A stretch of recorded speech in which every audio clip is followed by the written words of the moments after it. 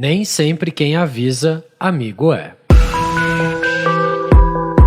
Este é o Visão Libertária, sua fonte de informações descentralizadas e distribuídas.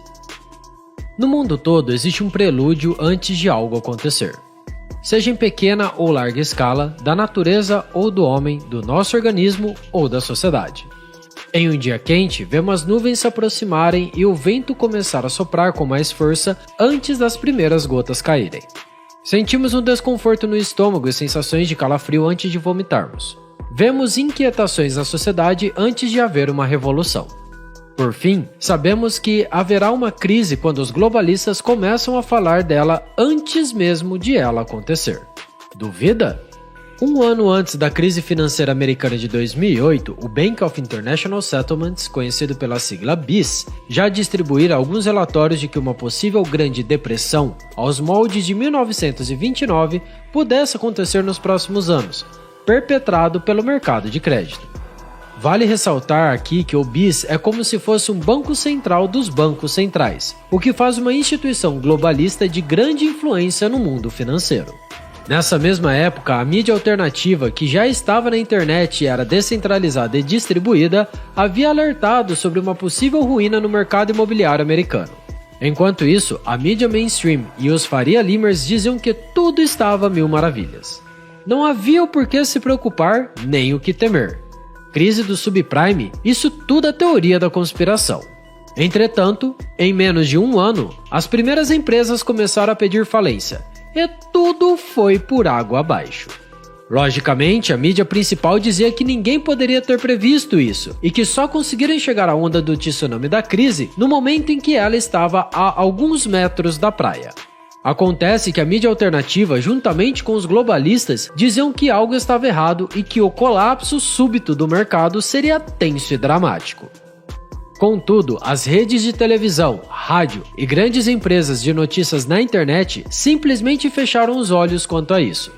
A mídia descentralizada e distribuída sempre tende a olhar com muito cuidado o que os globalistas estão falando, porque eles não estão no jogo para fazer ameaças. Eles estão ali para realizar uma síntese do que irá acontecer. E saiba que se algo de proporções catastróficas acontecer, provavelmente tanto as elites monetárias quanto as instituições globalistas têm participação no desastre.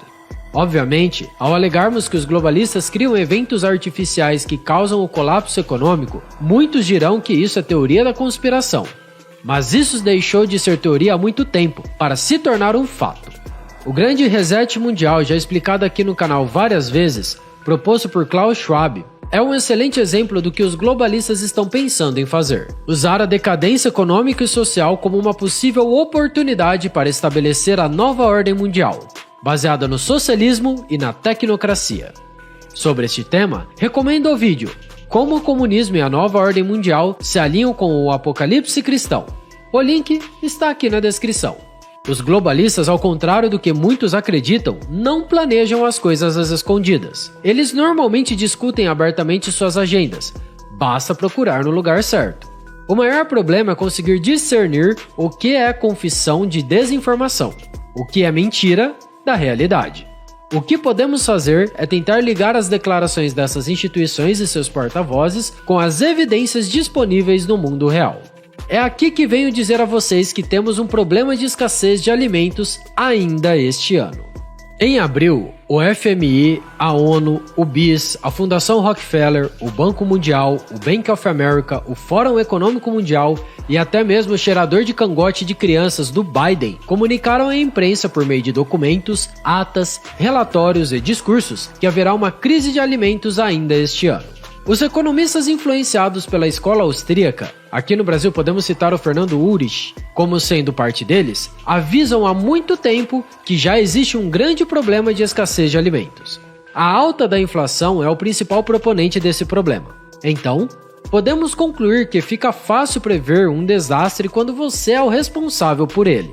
Afinal, as políticas das instituições elencadas anteriormente e seus fantoches sentados nas cadeiras presidenciais ou de primeiro-ministros culminaram para ações que tendem a levar toda a sociedade para esta realidade distópica.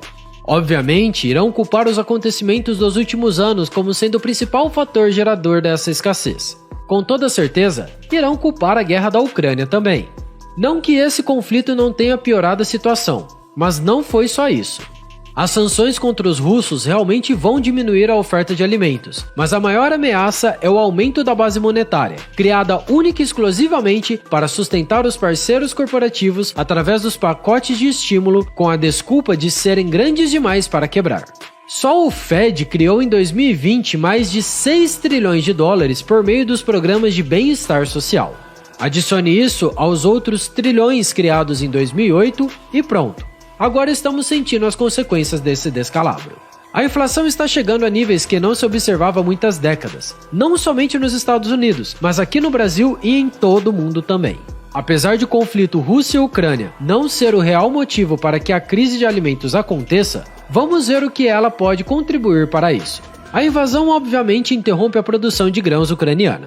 As sanções garantem que a produção russa não seja exportada para os demais países. A participação de ambas as nações na produção mundial de trigo é de 27%, além de 30% das exportações de cevada, cerca de 20% das exportações de milho e canola, além de 78% das exportações de girassol. Toda essa produção tem como destino os países de terceiro mundo e também de partes da Europa. Mas o pior não é isso. 20% de toda a amônia e potássio comercializados no mundo advém da Rússia. Esses dois produtos são os insumos mais importantes na criação de fertilizantes usados na produção de alimento nas fazendas do mundo todo. Os responsáveis pelas plantações dizem que o aumento de preços será de 10%.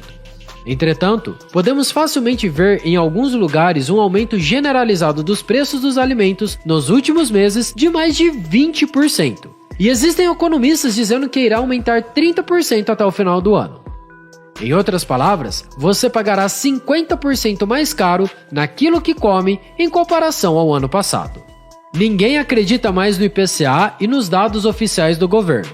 Nem mesmo o seu José ou a Dona Maria, que assiste ao Jornal Nacional diariamente, já que perceberam que o aumento foi muito mais do que 10% no preço do feijão, do arroz e principalmente da carne. Os ditos especialistas, conhecidos no Brasil como Faria Limers, dizem não haver nada a se preocupar, que os Estados Unidos e a China podem facilmente preencher a lacuna da oferta de alimentos dos países do leste europeu. Entretanto, isso é um erro rude, para não dizer elementar. Não é novidade para ninguém que o lockdown chinês chegou a um nível bizarro. Mas será que a China realmente está preocupada com o micróbio? Uma gripe forte que tem taxa média de mortalidade menor que 0,3% necessita realmente de uma atitude como essa? Será que eles não estão tentando esconder algo? Essa atitude do PCC está resultando em uma escassez de alimentos em todo o território chinês, já que muitas cadeias de suprimento estão com problemas devido a muitas indústrias estarem fechadas. Isso causa um atraso nas exportações, deixando-as congeladas. Agora, o que ninguém falou até o momento é que 1 em cada 5 navios porta-containers no mundo estão esperando para atracarem nos portos chineses. Digo novamente, 20% de toda a frota que levam containers mundo afora está ilhada nos portos chineses. Agora, se pensa que tudo isso é por conta do micróbio, você não está olhando o contexto na sua totalidade. Isso pode ser um teste para verificar o que eles podem causar de problemas caso as exportações para os Estados Unidos e a Europa sejam cessadas. Porém, acredito muito que a China está em guerra econômica com Taiwan e é por isso que ela está tomando essas atitudes. Para quem não sabe, Taiwan é muitíssimo dependente da China em questões econômicas. A China é o maior importador de produtos taiwaneses, representando 10% do PIB da ilha. Além disso, milhares de pessoas que moram em Taiwan vão à China continental para trabalhar, além das diversas empresas e indústrias que também estão fixadas lá. Tudo isso está sendo impactado negativamente com o lockdown chinês. Se acredita que o PCC não matará os chineses de fome apenas para atacar economicamente a ilha de Taiwan de maneira furtiva, você está sendo muito ingênuo. Para os comunistas, a população é apenas gado que pode ser sacrificado a qualquer momento caso necessário, em detrimento de ganhos a longo prazo para o partido. Se duvida disso, assista ao vídeo aqui do canal Por que o comunismo matou tanto? O link está na descrição. Além disso, não seria perfeitamente plausível fazer um teste para verificar o que poderia acontecer caso os chineses entrassem em guerra com o Ocidente? Que melhor maneira de fazer isso do que ilhando 20% de todos os navios mercantes, interrompendo assim toda a cadeia de suprimentos do mundo? Em outras palavras, não confie nos chineses para eles resolverem os problemas dos alimentos e dos fertilizantes. Eles estão compelidos a resolverem as suas disputas com Taiwan. Mas voltando ao ponto central do problema. A inflação é o estopim para a crise de alimentos. Isso porque, com inflação alta, há controle de preços pelos estados, que culmina na falta de incentivos para se produzir, gerando diminuição da produção que leva à escassez, aumentando o controle de preços, entrando assim em um ciclo catastrófico. Os nossos hermanos argentinos já começaram esse processo com a estatal de alimentos. Caso queira conhecer a história, o link também está aqui na descrição. O controle dos alimentos é fundamental para os regimes autoritários, pois assim você pode comandar facilmente a população. Este controle só perde para o da energia, que também será um grande problema para a Europa devido às sanções de petróleo e gás russos. Entretanto, a falta de alimento é algo que está mais próximo das pessoas, deixando-as mais emotivas. E com razão, afinal, não existe nada pior para um pai do que ver seus filhos passando fome. É algo que está presente no dia a dia da população, sendo sentido todas as vezes que as pessoas vão ao supermercado. A mídia mainstream está ignorando este problema, dizendo não haver nenhuma escassez e que não precisamos nos preocupar. Pergunto, vocês escutariam um grupo de pessoas que sempre estiveram errados nos principais eventos que afetam sua vida? Precisamos levar a sério quando os globalistas falam sobre o colapso econômico, pois somente eles que se beneficiam desses desastres, e são por suas mãos que eles acontecem. Não custa nada se organizar para esse cenário. Portanto, prepare-se para ainda este ano ver gôndolas vazias no mercado. Obrigado pela sua audiência. Esse artigo foi revisado por J.J. Lieber, escrito e narrado por Coreia com K. Se você gostou desse vídeo, clique no ícone de curtir abaixo e compartilhe em sua rede social. Se deseja ser notificado de outros vídeos, inscreva-se no canal e depois clique no ícone da campainha. Até a próxima!